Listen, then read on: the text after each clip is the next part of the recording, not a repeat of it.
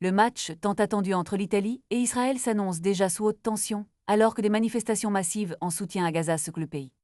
Vendredi, plusieurs centaines de milliers d'Italiens ont envahi les rues des grandes villes, provoquant des perturbations dans les gares, les autoroutes et les aéroports. La Toscane, en particulier, a été le théâtre d'une mobilisation impressionnante, avec un cortège à Florence qui, initialement prévu pour s'arrêter au Champ de Mars, a poursuivi son chemin jusqu'à Coverciano, le centre fédéral du football italien.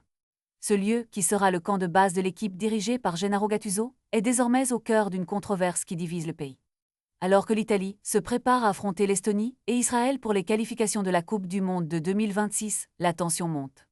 Le maire d'Udine, Alberto De Toni, a exprimé son malaise face à la tenue de ce match, le qualifiant d'inopportun et appelant à un report.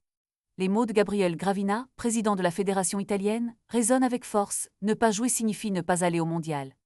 La priorité, pour lui, reste la sécurité des joueurs, mais l'impact des événements récents pèse lourdement sur l'atmosphère. Gattuso, quant à lui, a fait preuve de compassion envers les victimes du conflit, tout en reconnaissant que l'équipe doit se concentrer sur le jeu.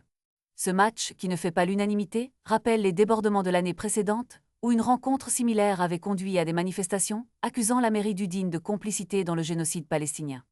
En parallèle, d'autres événements sportifs majeurs se profilent à l'horizon, comme les dernières courses cyclistes de la saison.